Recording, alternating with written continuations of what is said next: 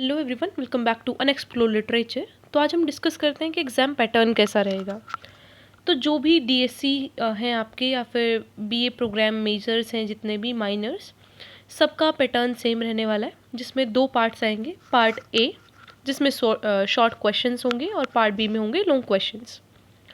तो जो first part है ए, उसमें आपके 3 सेट्स होंगे शॉर्ट क्वेश्चंस के, मतलब तीन तीन सेट। 3 सेट कैसे होते हैं कि एक क्वेश्चन के साथ 2 चॉइसेस, तो ऐसे सेट्स बने होंगे 3।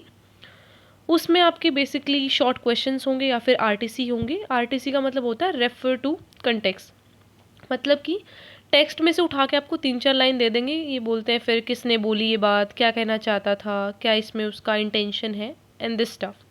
तो उसे बोलते हैं reference to context type questions.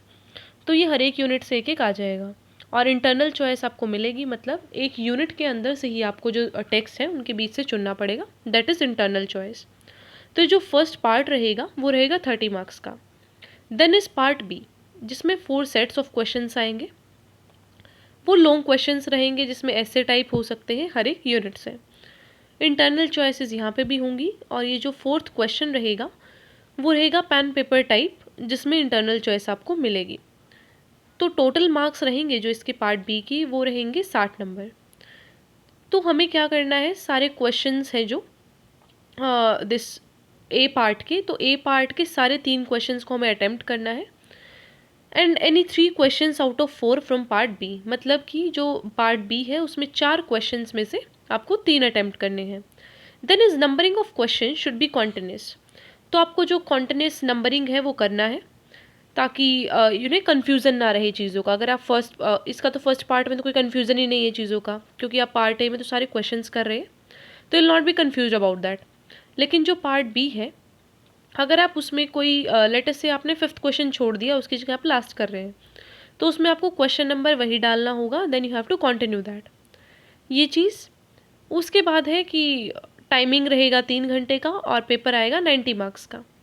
अब देखते हैं कि क्वेश्चन पेपर कैसे आएगा। तो इसका एक सैम्पल जो फॉर्मेट है वो यहाँ पे दे रखा है, विल सी दैट।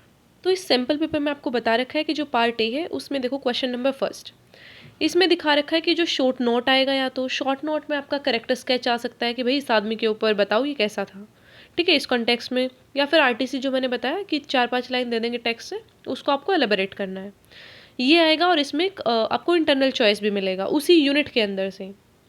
यूनिट का देखो, अब आपका यूनिट के अंदर भी बहुत सारी रीडिंग है, एक यूनिट के अंदर 2-3 रीडिंग होगी, तो उसी यूनिट की जो रीडिंग्स है उनके अंदर से आपको जो चॉइस है वो मिल जाएगा।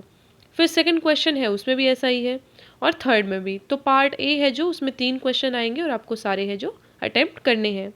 बात करते हैं पार्ट बी की। तो जो पार्ट बी का पहला क्वेश्चन है, क्वेश्चन नंबर 4, वो लॉन्ग टाइप रहेगा, जो कि यूनिट 1 से रहेगा। मतलब आपका ये यूनिट भी फिक्स्ड है कि 4th क्वेश्चन आएगा 1 यूनिट से, ठीक है। फिर 5th सेकंड से आ जाएगा, 6th थर्ड से आ जाएगा, और 7th है general pen paper long answer question. मतलब कि एक जनरल पर्सपेक्टिव का क्वेश्चन होगा जो कि सारी यूनिट से कॉमन रहेगा, मतलब कि एक ब्रॉड थीम का क्वेश्चन। जैसे कि मैंने आपको बताया था कि 3-4 यूनिट को कनेक्ट करता हुआ एक क्वेश्चन पूछ ले हम, जिसका आंसर आप किसी भी यूनिट से उठा के दे सकते हैं। तो ये होता है एक जो जनरल पेन पेपर जो लॉन्ग आंसर क्वेश्चन है।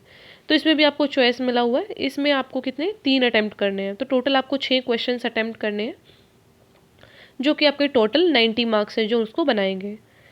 और 30 सॉरी कितना 3 घंटे में इसको पूरा करना है। तो you have to divide your time accordingly, क्योंकि पेपर बहुत ज़्यादा लेंथी हो जाता है एट टाइम्स। तो इसलिए बहुत इंपॉर्टेंट है कि आप स्टार्टिंग से ही अपने पेपर को अच्छे से मैनेज करके चलें, और एक जो पूरा पैटर्न रहता है पेपर का उसे समझें, and you have to divide your time accordingly.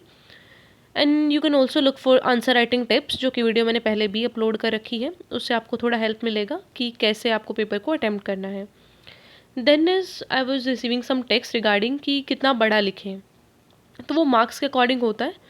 शायद आपको कुछ वर्ड लिमिट बताई भी हो आपके टीचर्स ने, वरना लॉन्ग क्वेश्चन अगर कोई 15 नंबर का क्वेश्चन होता है, 15 नंबर के क्वेश्चंस के लिए हम 5 से 6 शीट भर देते हैं, मतलब sides, it's not sheet it's side, और उसमें फिर आप 3-4 भर सकते हैं। तो कुछ ऐसा सा जनरल रहता है, मतलब इतना करेंगे तो आप ठीक रहेगा। बाकी आप अपने पेपर के अकॉर्डिंग मतलब अटेम्प्ट करिएगा, you don't have to leave any question, उससे फिर आपका मेजर लॉस हो जाएगा। So that's it about the video.